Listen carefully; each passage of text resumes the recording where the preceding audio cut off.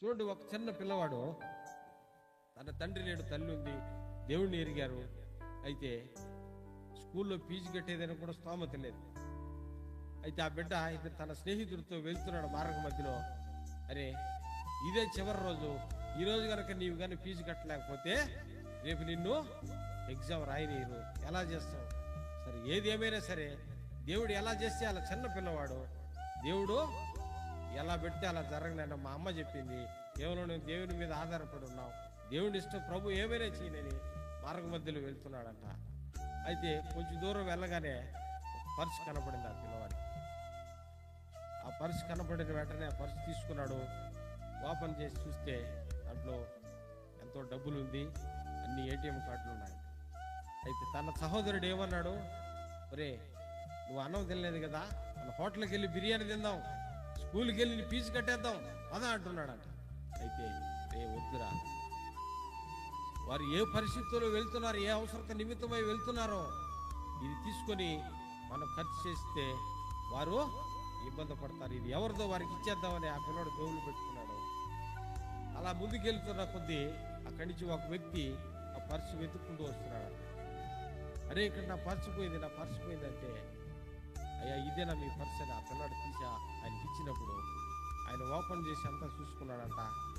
ఎన్ని కార్డులు అలానే ఉన్నాయి, డబ్బులు అలానే ఉన్నాయి. అయితే ఈ పర్సు దొరికిన వెంటనే నువ్వు తీసుకెళ్ళిపోవచ్చు లేదంటే, లేదు మా అమ్మ చెప్పింది ఎవరు కూడా అన్యాయం చేయకూడదు, ఎవరిది కూడా మనం దొంగలించకూడదు అని మా అమ్మ నాకు నేర్పించింది సార్, నేను ఆ విధంగానే నేను నడుచుకుంటానంటే, ఎందుకనేని ఆ కొంచెం డబ్బులు తీసి ఆ పిల్లాడికి పోతే ఆ పిల్లాడు తీసుకోలేదండి. సార్ నాకు ఈ డబ్బులు వద్దు, ఇది మీ పర్సు మీరు తీసుకెళ్ళండి అని ఆ పిల్లవాడికి ఇచ్చేసినప్పుడు ఆయన ఏం చేస్తున్నాడంట, నువ్వు ఎక్కడ చదువుతున్నావు, ఏ స్కూల్లో చదువుతున్నావు అన్నీ ఆ పిల్లాడిని అడిగి కనుక్కున్నాడు. అయితే స్కూల్కి వెళ్ళిన వెంటనే ఆ పర్సు అతను తీసుకొని వెళ్ళిపోయాడు. ఈ పిల్లాడు స్కూల్కి వెళ్ళిన వెంటనే ప్రిన్సిపాల్ పిలిపించింది ఆ పిల్లాడిని. ఈ పిల్లాడు ఫీజు కట్టలేదు, ఈ రోజు నన్ను స్కూల్లో నుంచి పంపించేస్తారు, ఇదే నాకు చివరి రోజు అనుకుంటూ బాధపడుకుంటూ వెళ్తున్నాడంట. ప్రిన్సిపాల్ రూమ్లోకి వెళ్తానే, ఎవరితో నువ్వు పర్సు తీసుకుని తిరిగి ఇచ్చేసామంట. అవును మేడం, నేనేం డబ్బులు తీసుకోలేదు మేడం అని ఈ పిల్లాడు అదిరిపోతున్నాడు.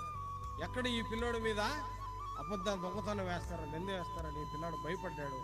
నేనేం కూడా తీసుకోలేదు మేడం, తిరిగి అతనికి ఇచ్చేసాను అన్నాడు. ఆ వ్యక్తి ఎవరో నీకు తెలుసా? ఎన్నో కంపెనీలకు అధిపతి, కోట్లాధికారి, లక్షాధికారి.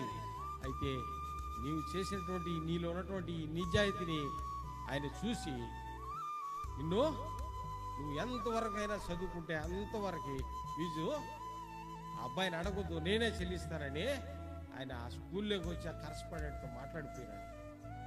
చూడండి ప్రియులరా, ఆ చిన్న బిడ్డ కలిగేటువంటి ఆ నీతి వల్ల ఆ పిల్లాడి జీవితం ఏమైంది, దేవుడు ఆ బిడ్డ పట్ల గొప్ప కార్యాన్ని జరిగిస్తూ వచ్చినాడు. అయితే తినడానికి తిండి లేదు, ఫీజు కట్టడానికి కూడా వాళ్ళ దగ్గర ఆర్థిక స్తోమత లేదు. అయితే దేవుని మీద ఆధారపడి ఆ బిడ్డ వెళ్తున్నాడు. అనుకోకుండా ఒక పర్సు దొరికింది. ఆ పర్సు ద్వారా దేవుడు ఎంత గొప్ప కార్యాన్ని జరిగి ఆ బిడ్డ పట్ల జరిగిస్తూ, ఇంకా నీ కోరిక ఏదైనా ఉండొచ్చు, నీ వాంఛ ఆ సమయంలో ఖచ్చితంగా నిన్ను దేవుడు హెచ్చించి నువ్వు అనుకున్న దానికంటే ఊహించినటువంటి అద్భుత కార్యములు మన జీవితంలో దేవుడు జరిగించేదానికి ఆయన సిద్ధంగా ఉంటున్నాడు. అయితే మనం ఎలా ఉండాలి? దానికి మనం దేవుని మీద ఆధారపడి ఉండాలి, దేవుని ఆశ్రయించి ఉండాలి.